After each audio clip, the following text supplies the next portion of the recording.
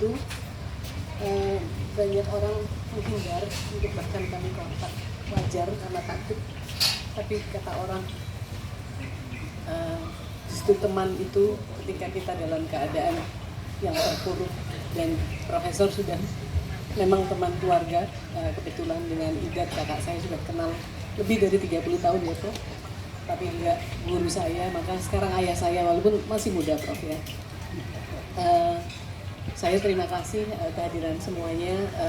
Forum bersyukur ini sampai hari ini saya juga masih surreal rasanya.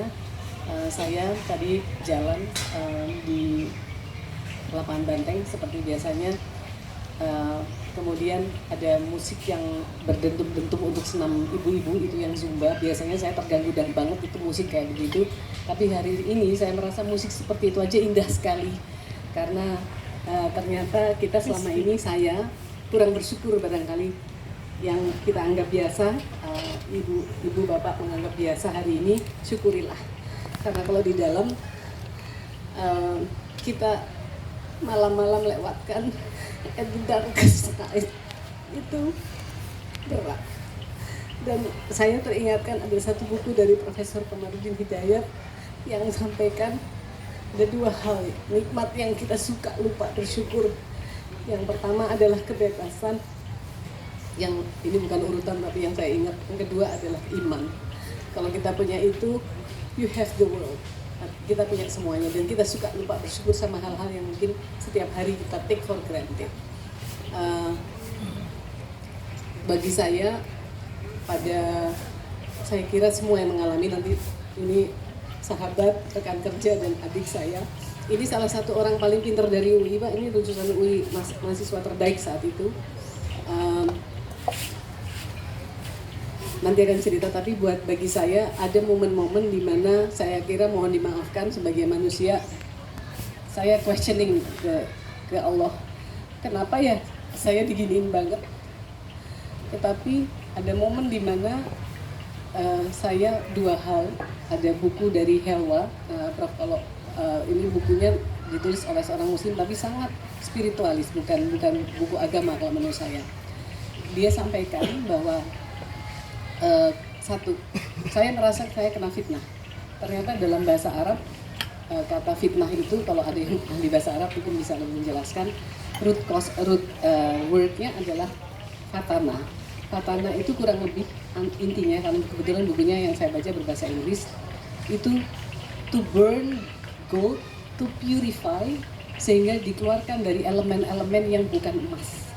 Jadi saya memahami, oh iya, Allah mungkin sedang membakar saya dengan pain ini, saya mudah-mudahan menjadi emas yang lebih murni. Itu satu, menghibur saya. Yang kedua, kemudian ya selalu ya, kalau seperti ini kan kita mau lari kemana? Kalau dalam kamar isolasi gelap, nggak ada jendela, kurang lebih ukurannya berapa? 3x3-an ya, sendirian selama 3 hari, tidak ada teman, mau kemana lagi? Cuman ngobrolnya sama Tuhan. Kemudian ada saya baca satu surat, kebetulan pas baca saya merasa kok kayak ditinggalkan sih sama Tuhan gitu kan. Ternyata saya yang hit ke hati saya adalah surat Ad-Duha, kalau teman-teman nanti lihat lagi. Tapi kurang lebih artinya, aku tidak melupakanmu dan aku tidak membencimu. Bukankah kamu dulu yatim dan aku beri kamu rumah?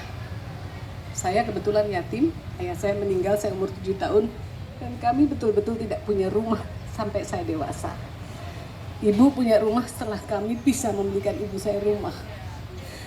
Jadi literally saya bilang, oh iya, saya durhaka sama Tuhan, kok merasa ditinggalkan Tuhan. Kata Tuhan, saya tidak meninggalkan kamu. Kamu dulu yatim, I give you shelter. You were poor, I give you wealth. You were lost, I gave you direction. Di surat itu kurang lebih seperti itu. Baru dari situ saya ada turning point. Tadi Kang Lukis cerita antara harapan, memupuk harapan, tapi juga antara hope dengan hopelessness. Tapi itulah saya kira ujian manusia paling tinggi gitu. Antara katanya suruh berharap terus, tapi kalau nggak datang-datang sih Gusti Allah. Tapi kemudian dengan kejadian ini saya diajarin luar biasa, jangan pernah mendikte Allah apa jalan yang terbaik, karena kita pikir jalannya harusnya seperti ini Tuhan, tapi ternyata Tuhan ngasih melalui presiden rehabilitasi yang saya pahami dari tingkatan abolisi, gerasi, amnesti adalah yang tertinggi. Semuanya di rewind, semuanya dikembalikan as if tidak ada yang terjadi itu, as if saya orang yang sama, tidak melakukan kesalahan yang dituduhkan.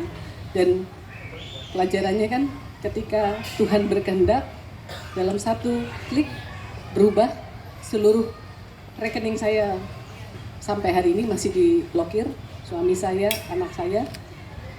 Tapi hari itu juga uang saya cuman ada uang di tangan 1,2 juta rupiah. Tiba-tiba ada teman yang ngasih, anak buah yang saya tahu gajinya juga berapa, ngasih 5 juta. Ini buat makan, buat belanja sementara.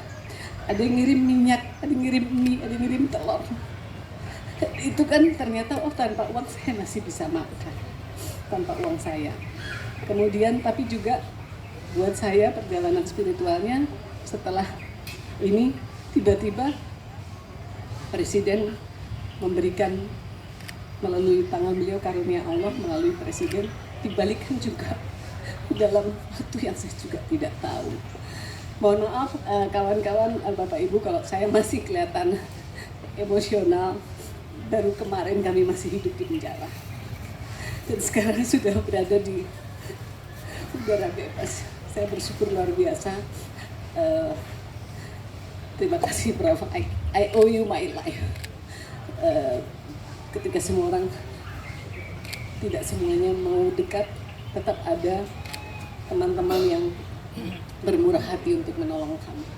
Saya kira itu dulu, tapi sekali lagi saya banyak yang belum kenal dengan Bapak Ibu, tapi saya kira kita punya value yang sama, bahwa kita semua mimpi tanah tempat kita lahir ini menjadi baik setiap harinya. Terima kasih. Assalamualaikum warahmatullahi wabarakatuh. Terima kasih Bu Ira. Pak Saim dulu atau Pak Ari dulu? Pak Ari dulu. Bismillah. Assalamualaikum warahmatullahi wabarakatuh.